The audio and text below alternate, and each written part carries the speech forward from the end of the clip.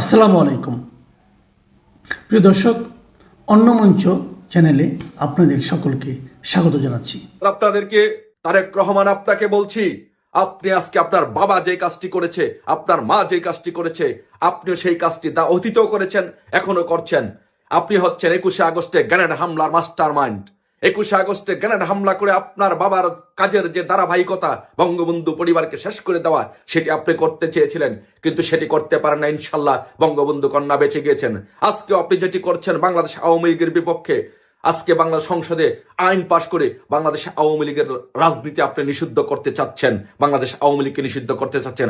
আপনি বাংলাদেশে দাঁড়িয়ে সংসদে আপনি বাংলাদেশ আওয়ামী লীগকে নিষিদ্ধ করছেন, আর এই গোটা পৃথিবী থেকে, সারা পৃথিবী থেকে, তামাম দুনিয়াতে আপনাকে নিষিদ্ধ ঘোষণা করা হলো। এই তামাম দুনিয়াতে আপনি পৃথিবীর কোথাও আপনি যেতে পারবেন না। আপনি পৃথিবীর যেই প্রান্তে যেখানেই যাবেন না কেন, বাংলাদেশ আওয়ামী লীগের নেতাকর্মীরা, ছাত্রলীগের নেতাকর্মীরা, শেখ হাসিনা সংগ্রাম পরিষদের নেতাকর্মীরা, যুবলীগের নেতাকর্মীরা আপনাকে পৃথিবীর প্রত্যেকটি দেশে প্রতিহত করবে, প্রত্যেকটি দেশই নিষিদ্ধ ঘোষণা করবে। ইনশাল্লাহ পৃথিবীর কোনো দেশে আপনি যেতে পারবেন না। আপনি মনে করেছেন শুধু বাংলাদেশ আওয়ামী লীগ কি শুধু বাংলাদেশে? এটি একটি গ্লোবাল ভিলেজ। পৃথিবীর প্রত্যেকটি দেশে বাংলাদেশে আওয়ামী লীগের নেতা কর্মীরা আছে। আপনি পৃথিবীতে যেখানে যাবেন সেখানে আপনাকে প্রতিহত করা হবে, যেখানে যাবেন সেখানে আপনাকে গণদোলাই দেওয়া হবে, যেখানে যাবেন আপনাকে পৃথিবীর প্রত্যেকটি দেশে নিষিদ্ধ ঘোষণা করা হলো। আপনাকে পৃথিবীর কোথাও যেতে দেওয়া হবে না। বাংলাদেশের আওয়ামী লীগের কোন নেতা কর্মী আপনাকে কোথাও যেতে দিবে না। শেখ হাসিনা সংগ্রাম পরিষদের নেতৃত্বে সব জায়গায় আপনাকে প্রতিহত করব। আমি নিজে থাকবো, আমি নিজে আপনাকে প্রতিহত করব। পৃথিবীর সব দেশে আপনাকে নিষিদ্ধ ঘোষণা করা হলো। ভালো থাকবেন। রাজপথে ইনশাল্লাহ আমাদের ফয়সালা হবে। বাংলাদেশ আওয়ামী লীগ তাদের অস্তিত্বের ঠিকানা, আদর্শের ঠিকানা। বাংলাদেশ আওয়ামী লীগের রাজনীতি রাজপথে ফয়সালা করবে ইনশাল্লাহ। বিএনপির ভাঙনের সুর, বিএনপির ভাঙনের সুর। আসলে বিএনপিটা জিয়াউর রহমান নিয়ে আসলেন এই যে রংপুরের যার ইয়া ছিল জাদুমিয়ার ফুল নেম মনে নেই, জাদু মিয়াকে নিয়ে আসলো ভাসানী নেট থেকে ভেঙে, উনি জাদু মিয়াকে এভাবে নিয়ে আসলেন।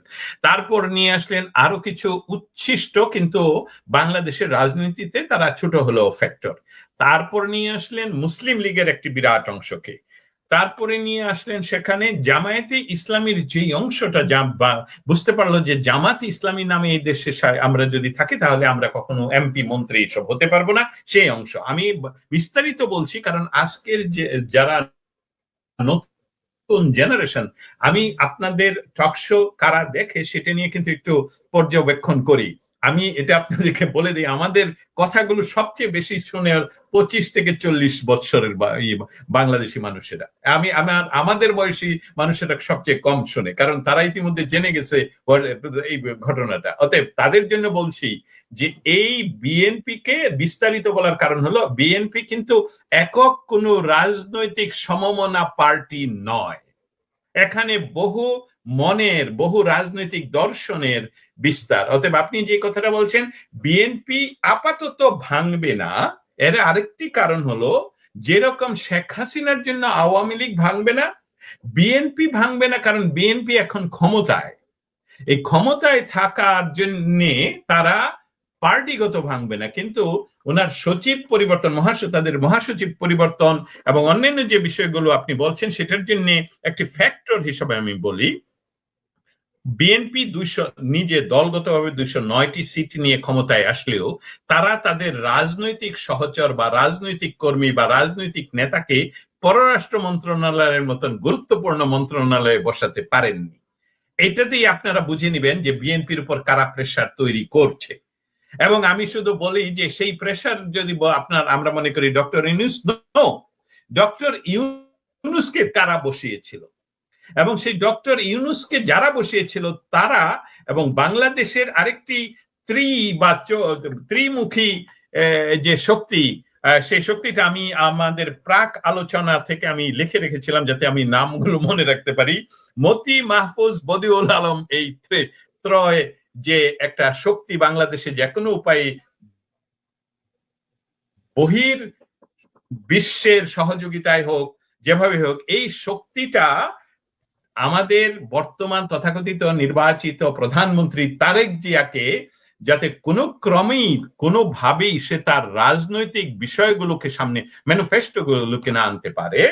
কারণ সে যদি বিএনপি যদি ক্ষমতাসীন হয়, নিরঙ্কুশ ক্ষমতাসীন হয়, হওয়ার কথা 209 সিট আপনাদের হাতে, যেখানে 175 থাকলেই আপনার নিরঙ্কুশ, সেখানে কেন আপনাকে এখনো ওদের আঙ্গুলের ইশারায় পররাষ্ট্রমন্ত্রী দিয়ে দিতে হয়, সচিব দিয়ে দিতে হয়, অমুক দিয়ে দিতে হয়, আর অর্বাচীন কয়েকটি বালক সেখানে আপনাদেরকে চিৎকার করে ইয়ার, আমি বলবো রাস্তার মতন, এবং তাদের কিছুই করার নেই। সেটাকে আগামী 5 বছর যাতে এই নতজানু ভাবেই তার এই পার্টিটা ক্ষমতায় থাকে, সেটার জন্য তাকে ভয় দেখানোর জন্য এই আলাপগুলো করা হয়। মির্জা ফখরুল তিনি প্রথম ভারপ্রাপ্ত সচিব হন 2011 সনে মার্চ মাসে, এবং সেখান থেকে উনি 2016 সন পর্যন্ত ছিলেন ভারপ্রাপ্ত। 2016 সনের আবার মার্চ মাসেই তাকে ভারমুক্ত করে দেয়া হয়। অতএব আমরা হিসাব করলে দ্বিতীয় ভারমুক্ত সচিব হিসেবে উনি ইতিমধ্যে 10 বছর, আর তার আগে আরো ছিলেন 5 বছর। এই 16 বছর সময়ে বা 15 বছর সময়ে একটি রাজনৈতিক দল যে এরা নিজেদের দলের ভিতরেই গণতন্ত্র চর্চা করে না, তাহলে এটা খুব, তারা হয়তোবা একটা প্রিটেন্ড করার চেষ্টা করছে, যারা তারেক জিয়াকে আসলে প্রেসারে রাখার চেষ্টায়, যে আপনারা ইন্টারনাল পার্টি পলিটিক্সে গণতন্ত্র চর্চা করেন। আওয়ামী লীগকে হয়তোবা তারা দেখাচ্ছে, দেখেন শেখ হাসিনা সবসময় 3 বছর পর পর হোক, 4 বছর হোক, 3 বছর না করতে পারলেও তারা একটা সম্মেলনের ভিতর দিয়ে আবার উনি নির্বাচিত সভাপতি, সেক্রেটারিও নির্বাচিত, কিন্তু আপনারা তো সম্মেলনই করছেন না। তারা হয়তো দোষ দেবেন শেখ হাসিনা তখন দেয়নি। আরে ভাই, শেখ হাসিনা তো আপনাদেরকে নিষেধ রাখেননি, আপনারা পুলিশকে আক্রমণ না করলে আপনাদের উপর তো কোনো অত্যাচার ছিল না। সেই অর্থে আমি বলবো যে ইয়াস, এই খেলাটা দৃশ্যমান করছে এই জন্যে যাতে করে বোঝানো যায় যে আওয়ামী লীগও দুর্বল, আর আমাদের বিএনপির ভিতরেও একটি শক্তি, যেটাকে আপনারা বলছেন অক্ষয় শক্তি, খালেদা জিয়ার অক্ষয় শক্তি। আমিও দেখতে পাচ্ছি যে তাদের সিনিয়রদের কাউকেই তেমন কোনো পোস্টে বসানো হয়নি, এমনকি মির্জা আব্বাস অসুস্থ হয়ে এখন মালয়েশিয়াতে অবস্থান করছেন সিঙ্গাপুর থেকে।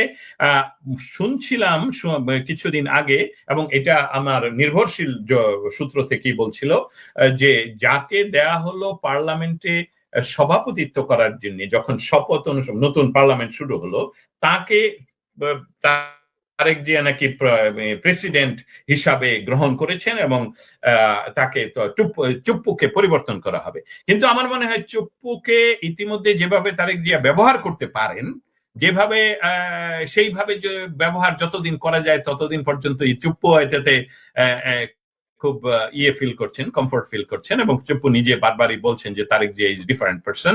সো সেই পথে তারা অবশ্যই ক্ষুব্ধ, কিন্তু তাদের সাথে আন্তর্জাতিক শক্তি এবং বর্তমান বিএনপির যে তৃণমূলের কর্মীদের সাথে তাদের সংযুক্তি নেই।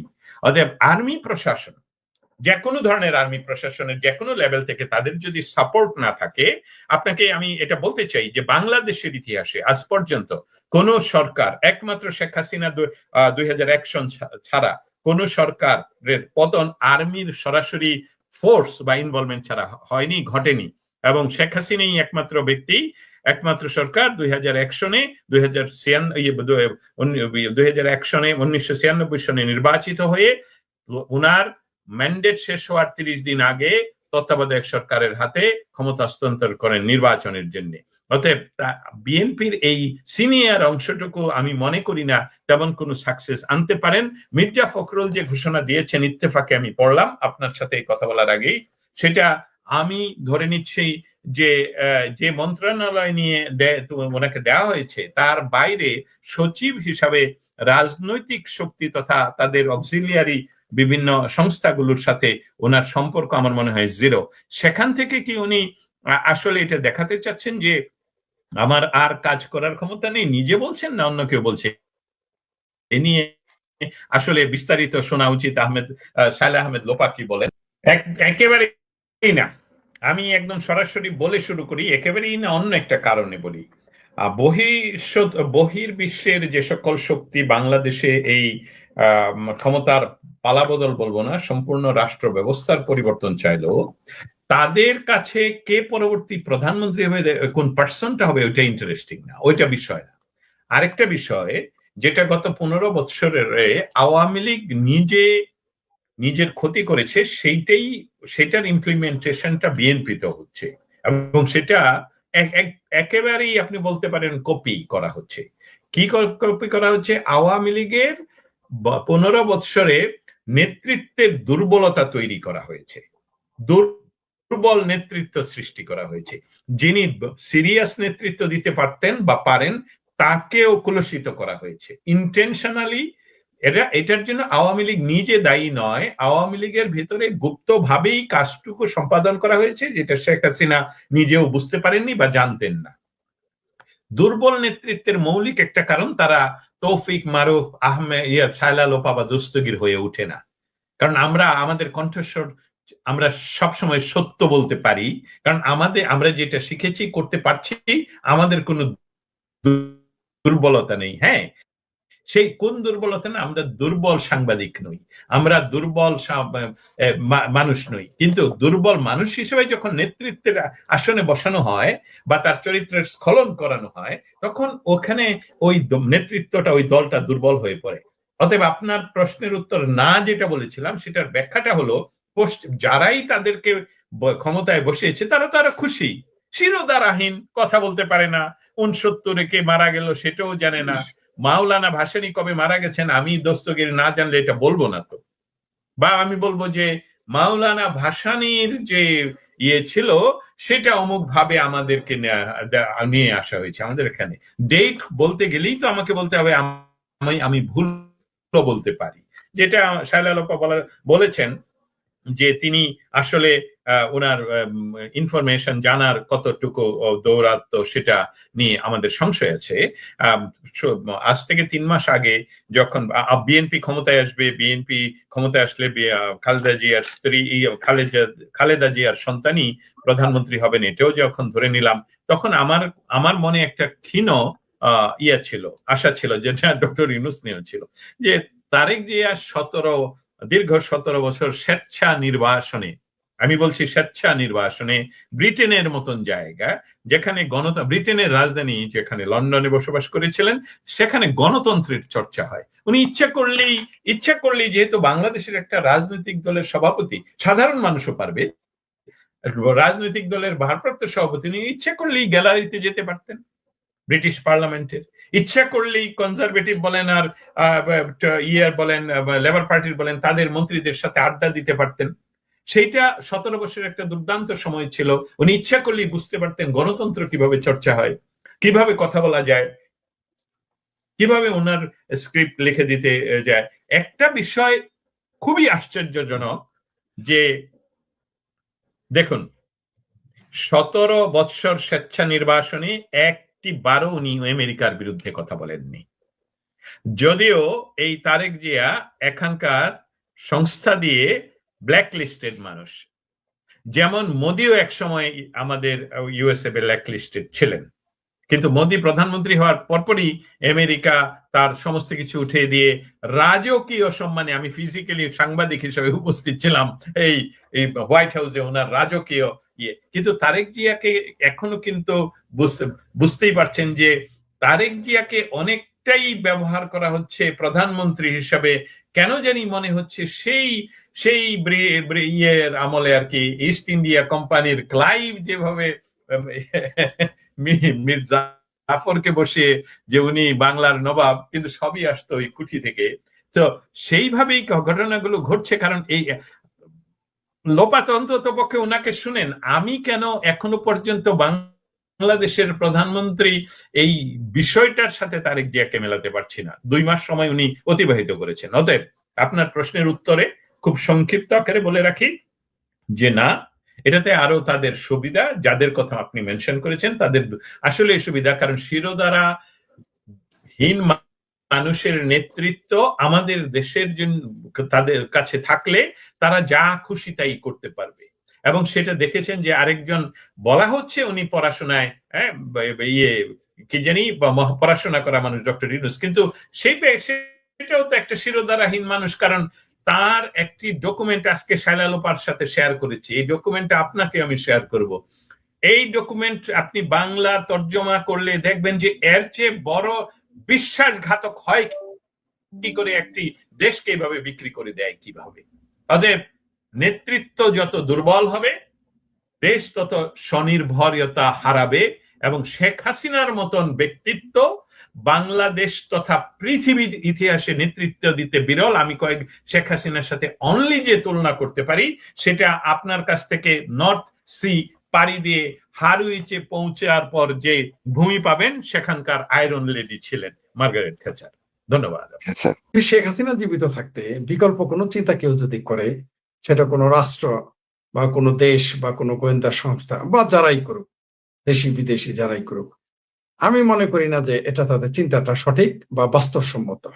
কারণ বাংলাদেশের জনগণ বা বাংলাদেশের জনগণ বলতে আমি বলছি বাংলাদেশের যে কর্মী রয়েছে, আওয়ামী লীগের যে বৃহত্তর কর্মী এবং আপনার সমর্থক গোষ্ঠী রয়েছে, নেতা কর্মী, তারা কেউ এটা মানবে বলে আমার বিশ্বাস হয় না। সুতরাং ওই রিফাইন আওয়ামী লীগ, ওই রিফাইনারি তেলের ওয়ার্কশপ দেওয়া, ওই রিফাইনারি কোম্পানি খুলে আওয়ামী লীগকে নিয়ে আসবে, এটা কাজে খাটবে না। এটা বুমেরাং হবে, আমি মনে করি শতভাগ বুমেরাং হবে, 1% সম্ভাবনা নেই। দ্বিতীয় প্রস্তাব হচ্ছে কাতার যাওয়া। শেখ হাসিনা কাতার যাবেন এটা আমার বিশ্বাস হয় না।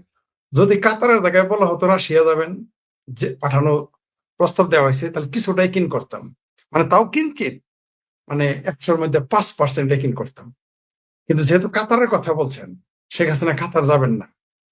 আর দেখেন, এটা যে একটা ফেব্রিকেটেড বা এটা বানানো আর্টিফিশিয়াল নিউজ, তা প্রমাণ হচ্ছে এখানে সৌদি আরবের কথা বলে নেই।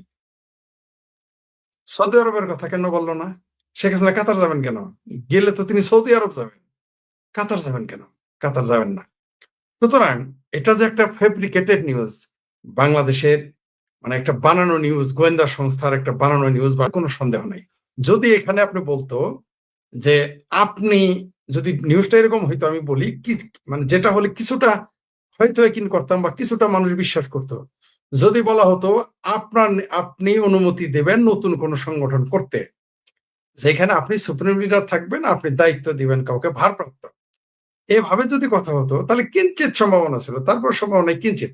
অথবা যদি বলা হতো যে আপনি থাকবেন না সজীব ওয়াজেদ জয়কে, অথবা আপনি থাকবেন না সেইখানে আপনার বোন রেহানা সেখানে দায়িত্বপ্রাপ্ত হবে, এইরকম কিছু যদি বলতো কিঞ্চিত সম্ভাবনা ছিল, কিঞ্চিত 50-50, বা আপনি 50-50 ধরতে হবে। রেহানার ব্যাপারে কিঞ্চিত 20%, সজীব ওয়াজেদ জয়ের কথা বলে সেখানে 50-50 একটা সম্ভাবনা ছিল, কর্মীরা মেনে নিত। কিন্তু যখনই সেটা শেখ হাসিনার বিকল্প, সেটা XYZ সে যেই হোক, বাংলাদেশের যত আওয়ামী লীগের যোগ্য ব্যক্তি হোক না কেন, আপনি দেখেন বিএনপিতে সবচেয়ে অযোগ্য নেতৃত্ব হচ্ছে তারেক রহমানের, এবং বাংলাদেশের ইতিহাসের সবচেয়ে অযোগ্য প্রধানমন্ত্রী হচ্ছেন তারেক রহমান। সেটা বডি ল্যাঙ্গুয়েজ দেখলেও বোঝা যায়, চেহারা দেখলেও বোঝা যায়, আকলেও দেখা যায়, কথাবার্তাতেও দেখা যায়। যে প্রধানমন্ত্রীকে কুলাঙ্গার বললে বিএনপিরা, মানে মশা মারার মতো যাদের ক্ষমতা আছে, তারা তখন বসে থাকতো না। যেখানে জয় বাংলা স্লোগান দিলে দাঁত উল্টায় ফেলে, বঙ্গবন্ধুর মানে জয় বাংলা স্লোগান দিলে মার্ডার কেস দেয়, সেখানে তারেক রহমানকে কুলাঙ্গার বলে, আবার যে বলে তার পিএস আবার একটা ইট নিয়ে যায় ছাত্র দলের নেতা মারতে, তারা কিছু বলতে পারে না। তো আপনি এরকম অযোগ্য প্রধানমন্ত্রী থাকার পরও তারেক রহমানের বিকল্প বিএনপি কোন নেতৃত্ব মানে নাই। যে বিএনপির মধ্যে বহুবিধ ভাগ আছে, বিএনপি সব দল ছোট লোকগুলো এসে বিএনপি করে। বিএনপির ভিতরে জামাত আছে, হেফাজত আছে, মুসলিম লীগ আছে, আওয়ামী লীগ ঢুকেছে, বিএনপি ঢুকেছে, রাজাকার, আল বদর, আল সামস সবকিছু ঢুকেছে, বাম ঢুকেছে, আধা বাম ঢুকেছে, কোয়ার্টার বাম ঢুকেছে, চিঙ্কু বাম ঢুকেছে, ভারত বিরোধী ঢুকেছে, ভারতের পক্ষেও তারাও ঢুকেছে। সেই দলের মানে মানে বহু লোকের প্ল্যাটফর্ম, সেইখানেই তারেক রহমানকে বদলানো যায় নাই, বিএনপি মানবে না। সে জায়গায় আওয়ামী লীগের মতো একটি বৃহত্তর দল যাদের আদর্শ আছে, নীতি আছে, মিনিমাম, এখন বলবেন তারা কি খুব আদর্শের, তা আমি বলছি না, মিনিমাম একটা আদর্শিক দল আছে। এবং জননেত্রী শেখ হাসিনা বঙ্গবন্ধুর কন্যা জীবিত থাকতে আপনি রিফাইনারি তেলের কোম্পানি খুলবেন, আর সেই তেলের কোম্পানিতে আওয়ামী লীগ বেরোয় আসবে, আর বাংলাদেশের লোকজন মানবে, কি করে? আর আমি তো মানবো না, আমি তো বলি করি না, আমি তো মানবো না, তো আওয়ামী লীগেরা মানবে না। আর কাতারের প্রশ্নটা ঠিক সেম কোশ্চেন। যদি বলতো মালয়েশিয়া পাঠাবে, যদি বলতো সৌদি আরব পাঠাবে, কিঞ্চিত সম্ভাবনা ছিল। নিজের পক্ষে যদি বলতো দুবাই যাইতে বলছে, তবুও কিঞ্চিত সম্ভাবনা ছিল। এই সত্যতা আছে এই খবরে। এই খবরের কোনো সত্যতা নাই। এটা আওয়ামী লীগের মধ্যে বিভ্রান্তি তৈরি করার জন্য, আর যারা বিএনপি জামাত করে তারা নিজেরা একটু সুখ পাওয়ার জন্য এই সমস্ত খবর, এই মিডিয়া যে সমস্ত পত্রিকা এসেছে, এটা তাদের জাস্ট একটা কপি দেওয়া হয়েছে, তোমরা এটা ছাপো। এটা কি প্রথম আলোতে এসেছে? ডেইলি স্টার আসলে আরো মানুষ বিশ্বাস করবে না। জানে যে এই দুই পত্রিকা হচ্ছে, যে ডেইলি স্টার ও প্রথম আলো তুমি কার? বলে আওয়ামী লীগ ছাড়া আমি সবার। এরা কিন্তু কোনোদিন আওয়ামী লীগ, এখন বলবেন যে যখন যার তখন তার, না, কখনোই ডেইলি স্টার প্রথম আলো এদের আমরা আগে প্রগতিশীল পত্রিকা মনে করতাম, কিন্তু এখন রিয়েলিটিতে বোঝা গেছে এই পত্রিকাগুলো হচ্ছে দুর্ভাগাসে সর্দুল। এরা দুর্ভাগাসে হলো সাপ, এরা দুর্ভাগাসে হলো সাপ। এদের আপনি চিনবেন না, এদের এখন চরিত্র স্পট। তাই কি হয়েছে, মানব জমিন, XYZ আরো পত্রিকায় আসবে, দেশি বিদেশি পত্রিকায় আসবে, কিন্তু এগুলো একেবারেই ঝুটা নিউজ, একেবারেই মিথ্যা নিউজ। বাংলাদেশ আওয়ামী লীগের লোক, আওয়ামী লীগের কর্মী নেতা তো দূরের কথা, আওয়ামী লীগের যাকে অজপায়ার আগের সমর্থক, সে ওই নিউজ পরে হাঁটতেছে। এরা কোনোদিনই মানবেন। আপনি কাকে বিকল্প করবেন? সাবির হোসেন চৌধুরীকে কাকে বিকল্প করবেন? শারমিন চৌধুরীকে কাকে বিকল্প করবেন?